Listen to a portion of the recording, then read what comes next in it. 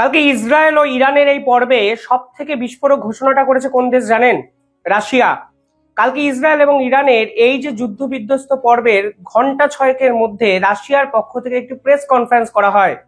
সেখানে পুতিনের সরকারের পক্ষ থেকে যে ঘোষণা করা হয়েছে তা কিন্তু আন্তর্জাতিক স্তরকে খুব একটা সুখস্মৃতি দেবে সেরকম কিন্তু মনে হচ্ছে না। সেখানে তারা বলেছেন পৃথিবীর অনেক এমন দেশ আছে যারা ইরানকে পারমাণবিক অস্ত্র দিয়ে সাহায্য করতে পারে। অর্থাৎ ইরানের কাছে পারমাণবিক অস্ত্র থাকুক বা না থাকুক, এটা কিন্তু আলটিমেটলি কোনো ফ্যাক্টর নয়। ডোনাল্ড ট্রাম্প যতই নিউক্লিয়ার সাইটকে সম্পূর্ণভাবে ঘুরিয়ে দিয়েছেন দাবি করুন, আলটিমেটলি ইরানের নিউক্লিয়ার প্রোগ্রামের উপরই যে ইরান সম্পূর্ণভাবে ডিপেন্ড করে আছে সেটা যে নয়, কালকে পুতিনের পক্ষ থেকে পরিষ্কার বলে দেওয়া হয়েছে। অঙ্কটা কি? কেন হঠাৎ করে রাশিয়া সর্বসমক্ষে এরকম ডোনাল্ড ট্রাম্পের বিপক্ষে এমন একটি স্টেটমেন্ট দিলেন যা আন্তর্জাতিক স্তরে কয়েকটা সমীকরণ সম্পূর্ণভাবে বদলে দিতে পারে? এই রাশিয়া এবং ডোনাল্ড ট্রাম্পের বন্ধুত্ব কিন্তু বর্তমানে অনেকের থেকে ভালো ছিল। মানে এই ইউক্রেন এবং রাশিয়া পর্বে ডোনাল্ড ট্রাম্প পরিষ্কারভাবে ইউক্রেনকে সাহায্য করা বন্ধ করে দেওয়া থেকে পুতিনের সঙ্গে ঘন্টাখানেক ফোনে মিটিং, সব মিলিয়ে পুতিন এবং ট্রাম্পের সম্পর্ককে নিয়ে কিন্তু আন্তর্জাতিক স্তরে রীতিমতো আলোচনা হচ্ছিল।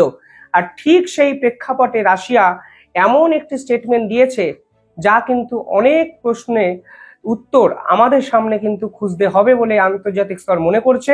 এবং ভবিষ্যতে এই যে প্রবণতা, মাল্টিপোলার ওয়ার্ল্ডের যে প্রবণতা আরো জোরালোভাবে আন্তর্জাতিক স্তরে প্রতিষ্ঠিত হচ্ছে, তা কিন্তু অস্বীকার করার আর জায়গা থাকছে না।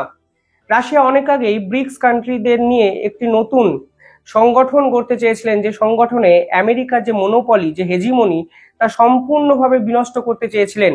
হেজিমনি বা মনোপলি মানে দাদাগিরি। সকল জায়গায় বিনা বাধায় কোনো পারমিশন ছাড়াই ঢুকে গিয়ে কিছু একটা কমেন্ট করে দেওয়া, এ যেন ওয়েস্টার্ন পলিটিক্সের পার্ট অ্যান্ড পার্সেল, অর্থাৎ অবিচ্ছেদ্য অংশ হয়ে গেছিল।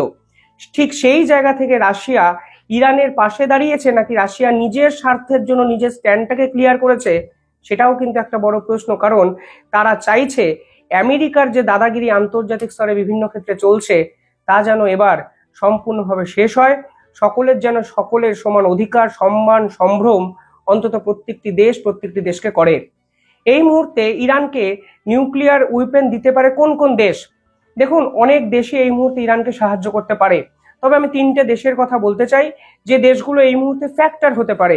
এক, রাশিয়া। আপনারা জানেন রাশিয়া কিন্তু এ বিষয়ে অনেস্টলি মুখ খুলেছে এবং রাশিয়া স্বীকার করেছে তারা ইরানকে নিউক্লিয়ার এই যে উইপেন তা দিতে পারে। Number two, North Korea. North Korea চাইলেই অনেক কিছু করতে পারে। নর্থ কোরিয়া ছোট রাষ্ট্র হতে পারে, কিন্তু নর্থ কোরিয়া নিজেদেরকে যেভাবে মডিফাই এবং ডেভেলপ করেছে এবং আমেরিকার বিপক্ষে north Korea stand, geopolitical policy নির্ধারিত হয়, তাতে কিন্তু অবাক হওয়ার কিছু নেই। 3 নম্বর হলো বেলারুশ। এই মুহূর্তে বেলারুশকেও কিন্তু রাশিয়া তাদের নিউক্লিয়ার উইপেন, নিউক্লিয়ার ওয়ারহেডস দিয়ে দিয়েছে। বেলারুশের কাছেও কিন্তু নিজস্ব পারমাণবিক অস্ত্র নেই। রাশিয়া একমাত্র বেলারুশকে পারমাণবিক হেডস দিয়েছে বলেই বেলারুশের কাছে কিন্তু বর্তমানে পারমাণবিক উইপেন আছে। এবং 4 নম্বর তো আপনারা অনেকেই জানেন, চায়না। অর্থাৎ ইরানের বিপক্ষে আন্তর্জাতিক স্তরে ইউরোপীয় ইউনিয়ন, অনেক ন্যাটো কান্ট্রি, আমেরিকা, ইসরায়েল থাকলেও সর্বসমক্ষে পারমাণবিক অস্ত্র দেওয়ার ঘোষণা যেভাবে পুতিনের পক্ষ থেকে এলো, তা কিন্তু অনেক দেশ যারা এতদিন অবধি কমেন্ট করেনি তাদেরকেও কিন্তু মনের জোর বাড়াবে। এবং এর পিছনে নিখাদ এক রাজনীতি জড়িয়ে আছে। সেই রাজনীতির কথাই আজকের ভিডিওতে শেষ প্রান্তে আপনাদের বলবো। কেন হঠাৎ করে ইরানকে এতটা সমর্থন করতে যাচ্ছে রাশিয়া? কারণ একটা জিনিস রাশিয়া অন্তত বুঝে গেছে, যেভাবে আমেরিকা এই পুরো বিষয়টা অ্যাগ্রেসিভলি ঢুকে গেছে তাতে ইরানকে বাঁচানো অনেকটা মুশকিল। কারণ ইরানকে যদি না বাঁচানো যায় তাহলে রাশিয়া এবং চীন এবং ভারত কিছুটাও কিন্তু এফেক্টেড হতে পারে।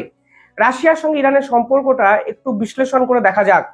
এই মুহূর্তে রাশিয়া যেরকম কথাবার্তা বলেছেন, অন্তত আপনারা বুঝতে পারছেন এই যুদ্ধে রাশিয়া কিন্তু এন্ট্রি নিয়ে নিলেন।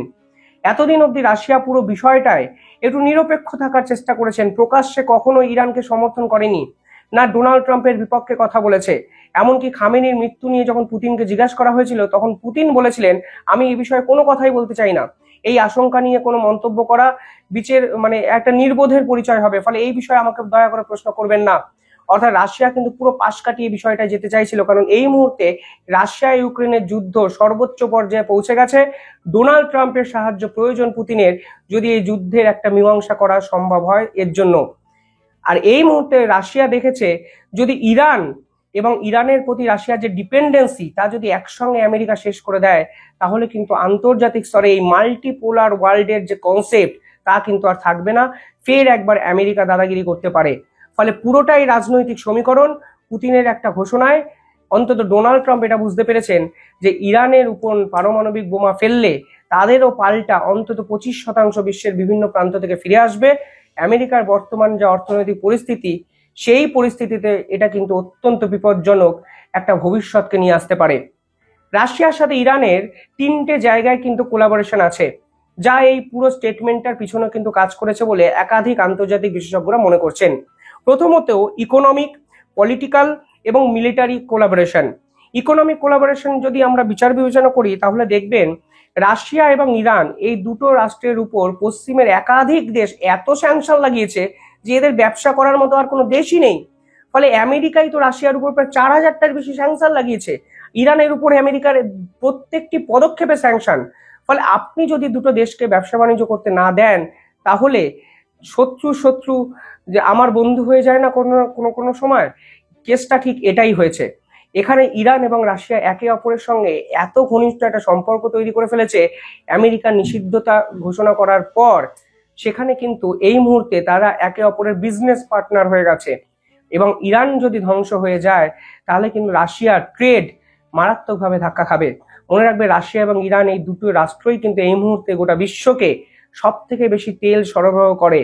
অর্থাৎ এই তেল সরবরাহ করা নিয়ে দুজনের মধ্যে লড়াই নেই, উল্টে দুজনের মধ্যে পারস্পরিক শ্রদ্ধা এবং সহাবস্থান আছে, যা ডোনাল্ড ট্রাম্পের এই অ্যাটাকের পর যদি নষ্ট হয়ে যায়, দুপক্ষরই কিন্তু কোনো না কোনো ক্ষতি হবে, তা অন্তত কালকে বোঝা গেছে। 2 নম্বর ইকোনমিক্যাল এই পুরো বিষয়টা যদি দেখবেন ইরানের যে এনার্জি সেক্টর আছে তার 90% ডিপেন্ডেন্সি রাশিয়ার উপর। উল্টোটাও এটা ভাবুন যে ইরানের উপরও কিন্তু রাশিয়া কোথাও না কোথাও ডিপেন্ড করে আছে। রাশিয়া যদি ইরানকে বাঁচিয়ে রাখতে না পারে, তাহলে এনার্জি সেক্টর এটা কিন্তু হিউজ ক্রাইসিসের মধ্যে চলে যাবে মিডল ইস্টের। আর মিডল ইস্ট কেন বলছি, এরও কিন্তু একটা গুরুত্ব আছে। পরবর্তীকালে আপনি যদি দেখেন ইরানে যে বুশেহার নিউক্লিয়ার সেন্টার আছে, যে এই পার্টিকুলার নিউক্লিয়ার ঘাঁটিটি কিন্তু রাশিয়ার ইনভেস্টমেন্টে তৈরি, এবং এখানে একাধিক এমন প্ল্যান্ট করা হয়েছে যা রাশিয়া ছাড়া সম্ভবই ছিল না।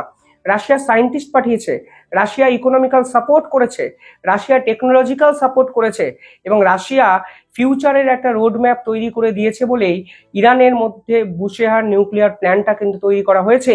এবং বিভিন্ন জায়গায় রিপোর্ট আজকে প্রকাশিত হয়েছে, ইরান কিন্তু রাশিয়ার লং টার্ম জিওপলিটিক্যাল একটা অ্যাসেট। ফলে নিউক্লিয়ার ফেসিলিটিগুলোতেও রাশিয়ার সায়েন্টিস্টরা গেছেন, এবং ডোনাল্ড ট্রাম্পের এই অ্যাটাকের আগের রাতে ইন্টেলিজেন্স মারফত খবর পেয়েই রাশিয়ার সায়েন্টিস্টদের কিন্তু দেশে ফিরিয়ে নিয়েছেন পুতিন, যেটাও কিন্তু চরম বিতর্কের সৃষ্টি করেছে। তবে বুশেহার নিউক্লিয়ার প্ল্যান্টে রাশিয়া যত পরিমাণ ইনভেস্ট করেছে, সেই ইনভেস্টমেন্ট যদি সম্পূর্ণভাবে ডোনাল্ড ট্রাম্প ভেস্তে দেন, তাহলে কিন্তু রাশিয়ার উপরও কিন্তু এই সমস্যাটা বাড়বে। 4 নম্বর যে বিষয়টি তা হলো technology, cyber security, nuclear energy. প্রত্যেকটি ক্ষেত্রে রাশিয়া কিন্তু অ্যাগ্রেসিভলি ইরানের উপর ইনভেস্ট করেছে এবং ইরানের সঙ্গে একাধিক টাই আপ করেছে।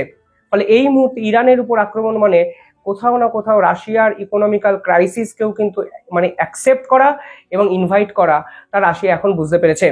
মিলিটারি কোলাবোরেশন নিয়ে যদি আলোচনা করি, তাহলে দেখবেন যখন রাশিয়া এবং ইউক্রেন যুদ্ধ শুরু হয়, তখন রাশিয়াকে প্রাথমিকভাবে ড্রোন সাপ্লাই কে করেছিল জানেন? এই ইরান করেছিল। ফলে রাশিয়ার সাথে মিলিটারির যে জয়েন্ট এক্সারসাইজ, তারা একের পর একাধিক এক্সারসাইজ করেছে দুটো রাষ্ট্র। বিপদের সময় রাশিয়াকে ড্রোন সাপ্লাই করেছে ইরান। এমনকি আপনারা যদি দেখেন, তাহলে দেখবেন এই মুহূর্তে সিরিয়াতে যে রিজিম চেঞ্জের পর যে বিষয়বস্তুগুলো হয়েছে, সেখানেও কিন্তু রাশিয়া এবং ইরানের একাধিক কোলাবোরেশন, মিলিটারি কোলাবোরেশন আমরা দেখতে পাই। ফলে সব মিলিয়ে রাশিয়া কিন্তু ইরানের ক্ষেত্রে এক স্ট্র্যাটেজিক পার্টনার হলেও ইরান হলো রাশিয়ার ক্ষেত্রে একটি লং টার্ম জিওপলিটিক্যাল অ্যাসেট বা ইনভেস্টমেন্ট, যা এই মুহূর্তে রাশিয়া কিন্তু কোনোভাবেই যার ক্ষতি কিন্তু এফোর্ড করতে পারবে না। পাশাপাশি আপনারা যদি পলিটিক্যাল কোঅপারেশন দেখেন, দেখবেন বিভিন্ন ক্ষেত্রে ইরানকে কিন্তু প্রকাশ্যেই পলিটিক্যালি সাপোর্ট করেছে রাশিয়া। উল্টে রাষ্ট্রসংঘের মতো বিভিন্ন জায়গায় রাশিয়াকে সাপোর্ট করেছে ইরান।